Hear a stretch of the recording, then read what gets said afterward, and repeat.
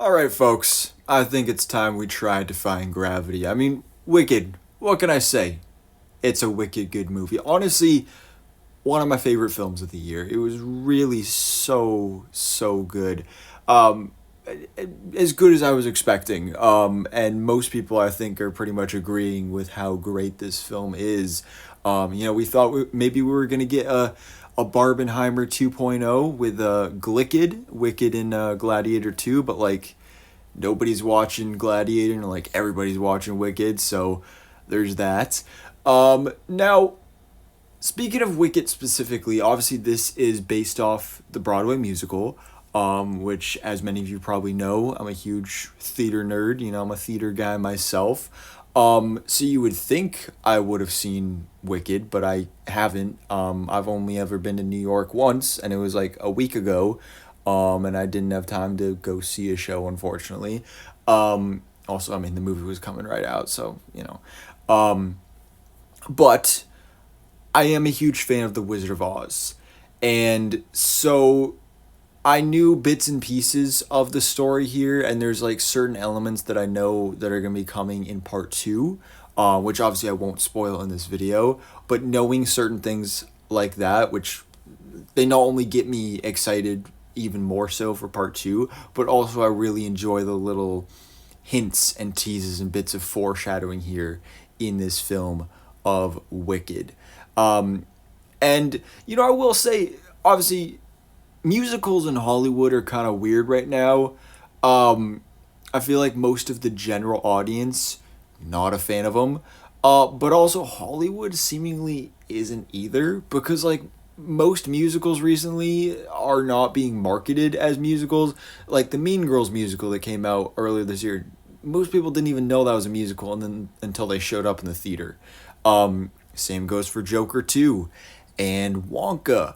Wonka obviously worked out pretty well. Joker 2 not so much. But now here we have Wicked, obviously based on the Broadway musical. And I will say I was slightly disappointed by the music here. There's some great songs, but I feel like the best songs are just, and for good reason, the popular known songs, like, for example, Popular.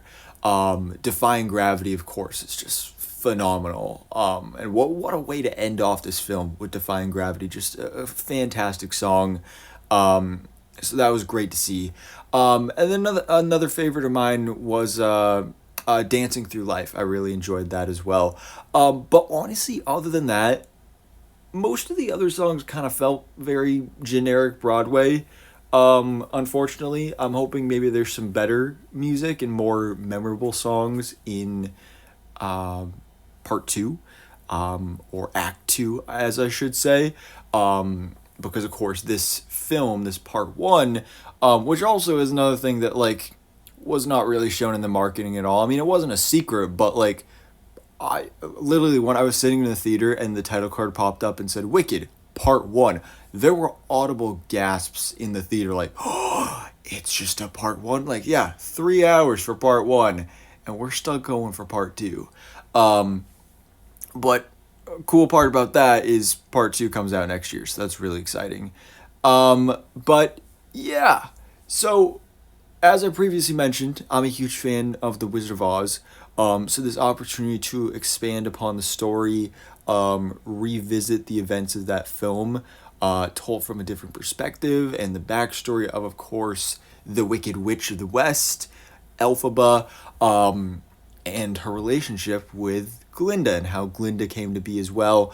And really kind of, the big thing that people are talking about here is Cynthia Erivo and Ariana Grande, both of which I am incredibly impressed by. I think most people will agree that like they're both fantastic, but for some reason Ariana Grande is more impressive. Honestly, I just kind of think because we were not expecting that as much.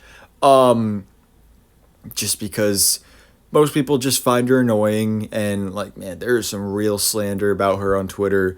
I mean, it also doesn't help the fact that there's like a whole scandal behind this film with her and Ethan Slater and supposed affairs and all that stuff. But she was just great here. She was really, really phenomenal.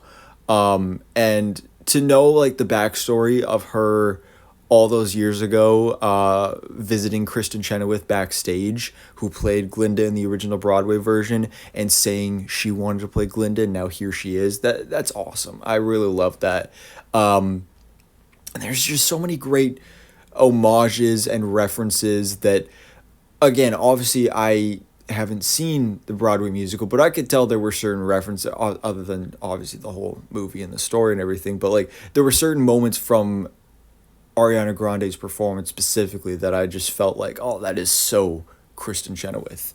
Um, and Cynthia Erivo just also also a bit of a behind the scenes not great blemish on the marketing of this film. But she is just phenomenal. Just has such an amazing voice. Really, really great. There's a moment in this film where really, honestly, the key to this movie is the relationship between Elphaba and Glinda, how they go from enemies to best friends. And there's this one scene in the film where that transition really sparks, and it's just honestly one of the most beautiful scenes I've seen this whole year in film. Just really, really well done. As for the rest of the cast, Jonathan Bailey is great. Ethan Slater's good. Man, Michelle Yeoh, fantastic as always. But Jeff Goldblum, my God, what inspired casting. I mean, I before seeing the film, I just thought like, oh, it's Jeff Goldblum. Of course he's gonna be great. Like I love Goldblum. Like especially watching him in interviews and stuff. He's just such a fun guy. Um, but seeing how they utilized his personality for the characterization of the wizard, it just meshed so perfectly and just made so much sense. It was insane. You also have, of course, Peter Dinklage as our one of the professors at Shiz University. And I think that was interesting having a bit of a subplot about the role of the animals in Oz. There's a lot of commentary, a lot of political commentary in this film, all of which I think is handled very nicely, very, very nicely, to the point where, like, it's obvious that, like, they're trying to spread a message, but it also obviously fits with the story. And certain moments specifically with Peter Dinklage's goat character were slightly horrifying, very Holocausty. I think that was pretty interesting. A couple weeks ago, last month, I watched a movie, White Bird, that came out in theaters. Did a review on the channel if you want to check it out. But that was dealing with the Holocaust and very similar stuff here, so I thought that was quite interesting. And this is just such a beautiful film, both like from a message and like emotional standpoint, but also just physically. All the physical, practical sets, fantastic. The way they grew like thousands of poppies and tulips for this film. Just the incredible sets that they have on display here. Very little CGI in play. And one of the things I really loved, again, from the perspective of a theater nerd who hasn't seen the original Broadway musical, is that this movie gave me the feeling, the chills, and the goosebumps of actually sitting in a theater and watching a live performance of a musical. It gave me that same feeling. And of course, got me thinking about technical aspects of like, oh, I wonder how they did this. I wonder how they did that on stage. And so for this movie to get me feeling like that is just really, really spectacular. And as a prequel to The Wizard of Oz, it just works so well and is so satisfying and just gets me so excited to see where things are going in part two, the second act of Wicked. I really cannot wait for. Again, very excited that it's only a year away.